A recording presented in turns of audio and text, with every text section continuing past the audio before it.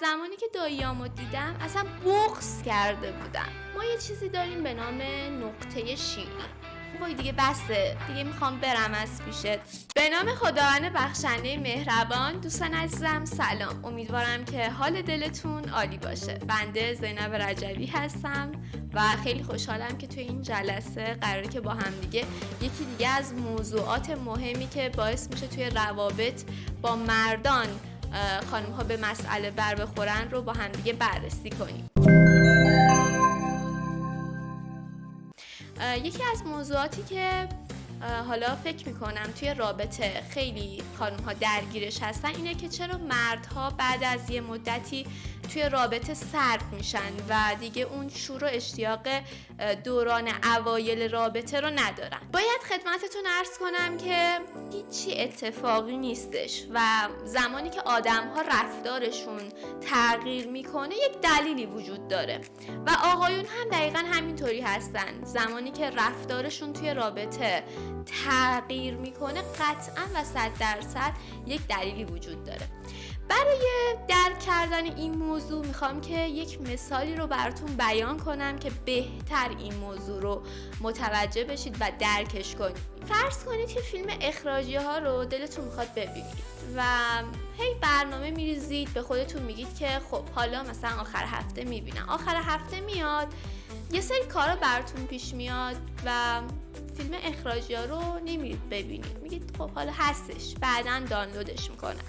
میگذره، یهو میبینید که اصلا یادتون میره که این فیلم رو ببینید. حالا در مقابل فکر کنید که میخواید برید کنسرت خواننده مورد علاقتون که کلاً ماهی یک بار یا حتی 3 ماه یک بار قرار بیاد شهرتون رو کنسرت بذاره و جوریه که اگر کنسرت گذاشت سر 1 ساعت بلیتاش فروخته میشه.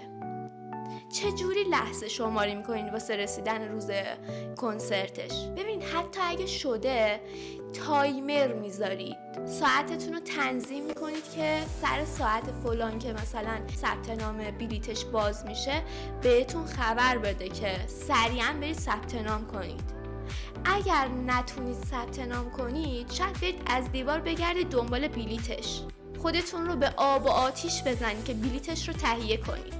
شاید حتی 2 برابر هزینه کنید و از کسی اون بلیت رو تهیه کنید که سر تاریخ فلان برید کنسرت خواننده مورد علاقتون. چه تفاوتی وجود داره بین فیلم اخراجی ها و کنسرت خواننده مورد علاقتون؟ جوابش فقط یه چیزه. ما توی بحث فروش میگیم اگر میخوای یه چیزی خیلی منحصر به فرد بشه، خیلی خاص بشه، کمیابش کن. میدونی میخوام چی رو بهت بگم؟ شما زمانی که وارد رابطه میشید به خاطر علاقه‌ای که بین شما و پارتنرتون ایجاد میشه دوست دارید دائما بهش پیام بدید، دائما باهاش قرارهای عاشقانه بذارید، همیشه اون شخص پیگیر شما باشه و دائما با هم دیگه ارتباط داشته باشید. زمانی که شما این کار رو میکنید شاید در لحظه احساستون خوب بشه، اما در آینده از خاص بودن و جذابیت شما واسه پارتنرتون کم میکنه. دیگه پارتنرتون مثل روزهای اولیه رابطه مشتاق شما نیستش، پیگیر شما نمیشه و جذابیت رابطه از بین میره و همین میشه که شما میگید که چرا پارتنر من مثل روز اول درگیر من نیستش، پیگیر من نیستش، به من علاقه نشون نمیده، به من ابراز علاقه نمیکنه. ما یه چیزی داریم به نام نقطه شیری. حالا این نقطه شیری دقیقاً چی هستش؟ برای شما اتفاق افتاده مثلا یکی از دوستانتون رو چند وقته که ندیدینش، یکی از دوستان صمیمیتون رو، و دیگه اون ارتباط نزدیکی که با هم دیگه داشتین یه مدتیه که حالا فاصله بینش افتاده، احساس دلتنگی میکنید. مثلا من خودم یه تایمی خیلی درگیر کار بودم و چند ماهی بودش که خانواده مادریمو ندیده بودم و زمانی که داییامو دیدم اصلا بغض کرده بودم. شاید مثلا روزای دیگه مثلا هفته‌ای که هر هفته بلند می‌شدم میرفتم حالا خونه مادر بزرگم و میدیدمشون، خب خانواده مادری من شهر کرد هستن، اینقدر دلتنگشون نمی‌شدم ولی اون تایمی که حالا نرفته بودم، نتونسته بودم برم شهر کد، زمانی که رفتم دیدمشون بغض کردم قشنگ. اینقدر احساس دلتنگی میکردم و حس خیلی خوبی داشتم، انگار خیلی وقت بود ندیدمشون و یه حس نابی درونم شکل گرفته بود. مثلا فرض بگیرید با دوستتون صبح بلند میشید میرید تفریح و تا عصر کنار همدیگه هستید. عصر خسته میشید، میگید که وای دیگه بسه، دیگه میخوام برم از پیشه. احساس میکنید که خسته شدید از با هم بودنتون و دوست دارید که برید یه فضای دیگه و با دوستتون خداحافظی کنید، در حالی که ابتدای روز خیلی مشتاق بودید، خیلی دوست داشتید که برید و دوستتون رو ببینید و با هم دیگه برید خوش بگذرونید، ولی دیگه انتهای روز خسته میشید. یا بذارید یه مثال دیگه براتون بزنم. مثلا یه جا بلند میشید میرید مهمونی و چند روزی اونجا میمونید، اصلا دیگه صدای میزبان در میاد، میگه بابا چه خبره هر روز اینجایی، پاشو برو خونتون.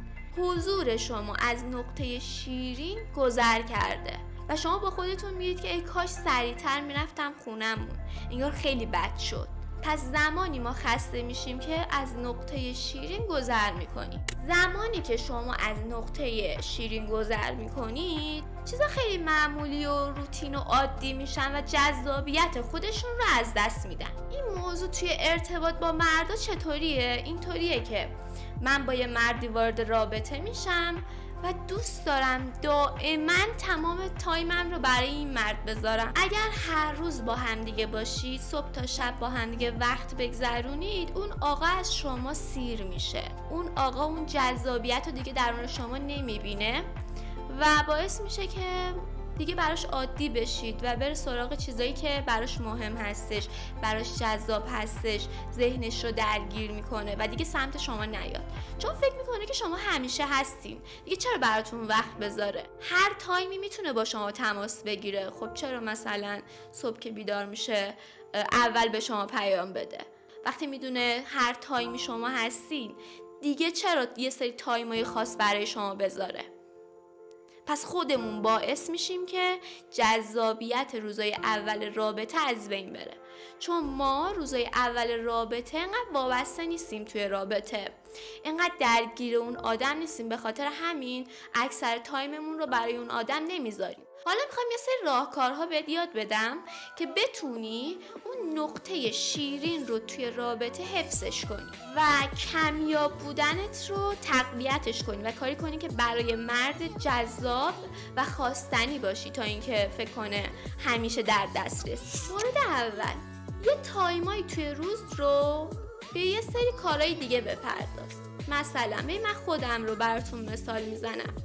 من صبح که بیدار میشم تا شب کلی کار دارم و واقعا نمیرسم. یعنی ببین یه سری تایما هستش، خب شما ادا در میاری که آقا من تایم ندارم، ولی یه سری تایما هستش واقعا تایم نداری. یعنی یه جوریه که حتی اگه بخوای هم نمیتونی به پارتنرت فکر کنی، چون خیلی خیلی فعالیت‌های کاریت زیاده.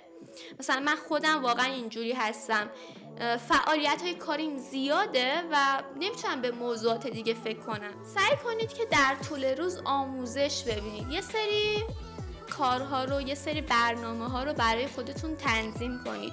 اینجوری نباشه که بیکار باشید. اگه بیکار باشید هم حستون بد میشه، هم میخواین که دائما به اون شخص پیام بدید و دائما باهاش قرار برید.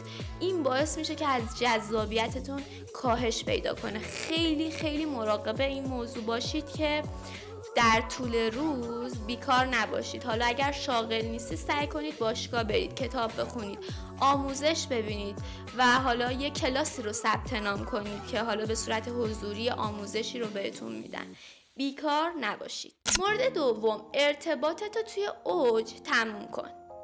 ببین یه تکنیکی که برای عاشق کردن مرد وجود داره، میگن که مثلا یه کاری کن که دوپامین توی طرف مقابل ترشح بشه، یعنی یه حس خوبی بهش بده، یه حس خیلی عالی بهش بده، نمیدونم باهاش صحبت کن، بعد یهو توی صحبت کردن، توی خوشو بش کردن، جوری که طرف انتظار داره شما ادامه بدی به حالا اون حس خوب دادنه، یهو چیکار کن؟ بیا قطعش کن.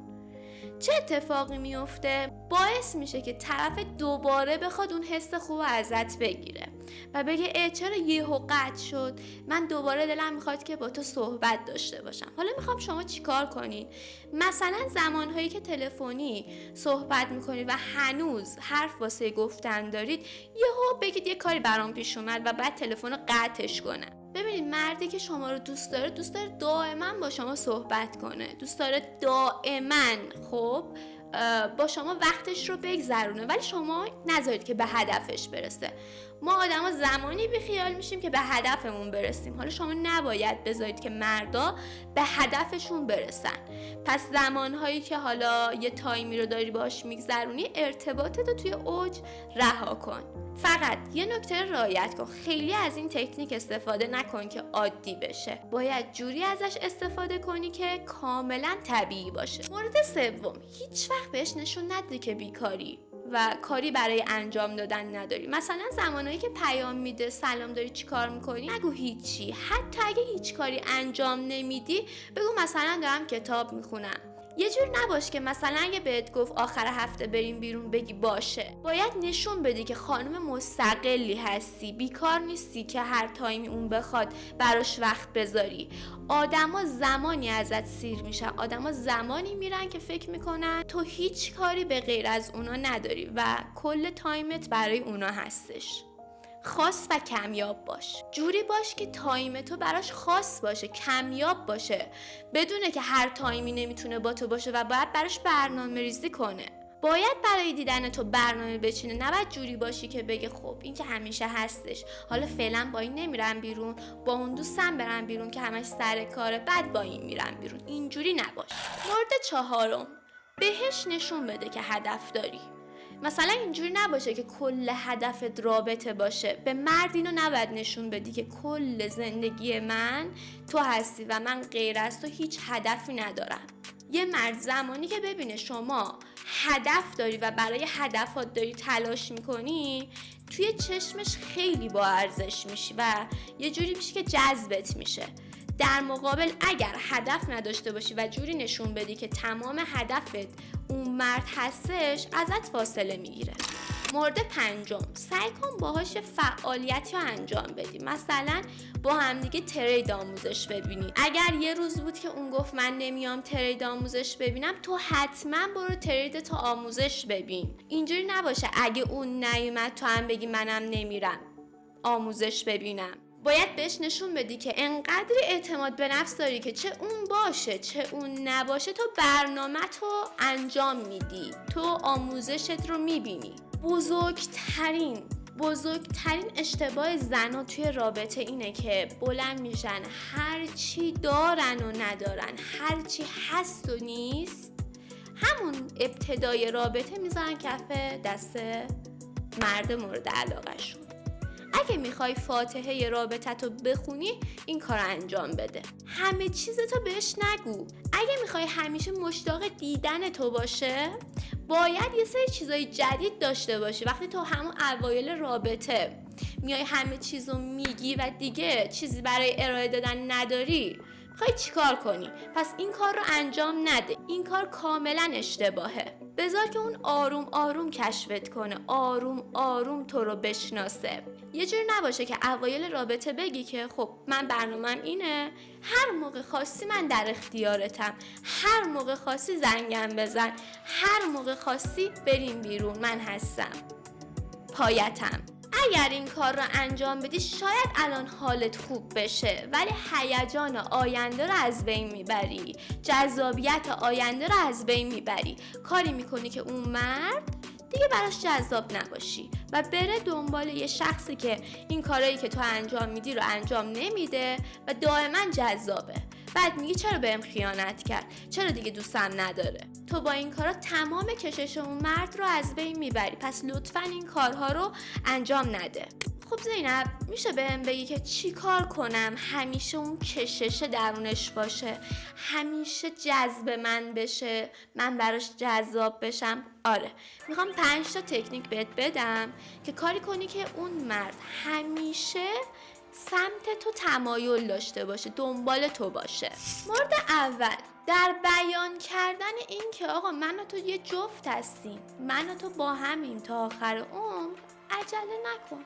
چرا میخوای سریع اعلام کنی که اون مرد رویاهاته؟ خیلی از خانوما ابتدای رابطه میگن من با تو قصد ازدواج دارم، بیا منو بگیر. این اشتباهه. اصلا تو نباید بیان کنی که همون ابتدای رابطه اونو اصلا قبولش کردی برای ازدواج، اصلا ازش خوشت اومده. نباید سریع بیانش کنی، بعد بذاری آروم آروم یه کاری کنی که اون بخواد این موضوع رو بیانش کنه، نه اینکه شما بیانش کنی. حتی اگه اون این موضوع رو بیانش کرد، شما باید بگید که خب چرا داری به ازدواج فکر میکنی؟ نه اینکه خودت بیای همون ابتدای رابطه حرف از ازدواج بزنی، همون ابتدای رابطه بهش بگی که من تو رو انتخابت کردم واسه کل زندگی. این اشتباه رو نکنید. باید اسرارآمیز باشید، بعد جوری باشید که اون مرد فکر کنه هنوز که هنوزه، با وجود اینکه شما باش توی رابطه هستید، شما هنوز اونو قبولش نکردید، نتونسته هنوز شما رو به دست بیاره. اگر شما بیاین نشون بدید که کاملا شما رو به دست آورده و شما تا آخر عمر مال اون هستید، دیگه آتشی برای به دست آوردن شما نداره. دیگه آتشی مثل روزای اول نداره که پیگیرتون باشه، همه کاری کنه که شما رو به دست بیاره. پس این اشتباه رو نکنید تا همیشه پیگیرتون باشه و همیشه آتش به دست آوردنتون رو داشته باشه. سعی کنید به دوست پسر یا کسی که تازه باش آشنا شدید جزئیات روابط خانوادگیتون رو نگید. نگید آره من اینجوریم اونجوریم، اونو دارم اونو ندارم، فلانم بهمانم. بذارید خودش بپرسه، بذارید خودش پیش قدم بشه. همه چی رو نذارید کف دستش. این اشتباهه. مورد دوم، جزئیات زندگی یک نواختت رو، زندگی عادیت رو سریع براش افشا نکن. بچه‌ها خیلی از خانوم ها سریع خود افشایی میکنن. نیاید همه چیو بهش بگید، بذارید کنجکاو بمونه در مورد شما. نیاید بگید که روتین زندگیتون چطوریه، تایمتون چجوریه، اوقات فراغتتون رو چجوری میگذرونید. بذارید کنجکاو بمونه. حداقل 3-4 مورد داشته باشید توی حالا کارهای شخصیتون که بهش نگفته باشید، ازش پنهون کرده باشید. بذارید بی اطلاع بمونه. بذارید کنجکاو بمونه که شما مثلا حالا اگه صبح بلند میشید فلان کارو میکنید، عصرتون رو چی کار میکنید؟ خب اگه مثلا دیروز این کارو کردی، امروز داری چی کار میکنی؟ اگر همه چیز رو بهش بگی، دیگه کنجکاو نمیمونه در مورد تو، به جستجوی تو نمیپردازه دیگه. بعد همین میشه که میگی چرا دیگه پیگیر من نیست، چرا دیگه دنبال من نیست. گفتم بهتون بذارید یواش یواش شما رو بشناسه. مردا همیشه دنبال اینن که سریع اتفاقاتو ببرن جلو، شما نذارید به اهدافشون برسن. اگه میخوای از چشمش بیفتی، اگه میخوای که جذابیتت از بین بره، بهش بگو که یه زندگی یک نواختی داری. بهش نشون بدید که زندگیتون خسته کننده است اگه میخوای از چشمش بیفتی. مورد سوم، تشویقش کن کارهای دیگه انجام بده. مثل خیلی از خانوما نباشید که نه فلان کار انجام ندی یا تو فقط باید تایمتو برای من بذاری، نه با فلانی بیرون نری یا تو فقط باید با من بیرون بری، نه این کارو انجام ندی یا این کارو برای من انجام بده. اگر میخواین براش جذاب بشید، تشویقش کنید یه سری کارهای دیگه انجام بده. عزیزم قربونت برم، میتونی با دوستت هم بری بیرون آخر هفته ها، من بهت پیشنهاد میکنم، خیلی وقت براش تایم نذاشتی، به نظرم این تایم خالی که داری با فلانی برو بیرون در مورد فلان موضوع صحبت کن. این خانم برای شما جذابه؟ یا این خانمی که عزیزم میشه دیگه با اون نری بیرون، میشه دیگه این کارا نکنی، با من بیای بریم بیرون با هم وقت بگذرونی، من خیلی دلم برات تنگ میشه، عزیزم لطفاً با فلانی نرو بیرون، عزیزم فلان کارا انجام نده. به نظر شما این خانم جذابه؟ نه. منم باشم با این خانم دیگه نمیخوام ارتباط داشته باشم. باید به مرد نشون بدید که لذت میبرید از این که اون لذت میبره، خوشحالید از لذت بردن اون، نه اینکه لذت بردن اون برای شما عذاب آور شده. اگر شما این کارو کنین باعث میشه که دفعه دیگه نخواد شما رو ببینه. ولی اگر این کاری که من بهتون میگم رو انجام بدید باعث میشه که میل و اشتیاقش برای ارتباط داشتن با شما بیشتر بشه. مورد 4، لطفاً الکی پیام بهش نده. اگه حرفی واسه گفتن نداری پیام نده. چرا هر روز پیام میدید؟ یه سری روزا پیام ندید، یه سری روزا اصلا چیزی نگو. قرار نیست شما استخدام نشدید هر روز بهش پیام بدین. که توی رابطه یه جور نباش که انگار خبرنگار هستی، اتفاقات روزتو همشو توضیح بدی، پیاماتو بخونی انگار یه خبرنگار نشسته کل جزئیات روزی که داشته رو نوشته.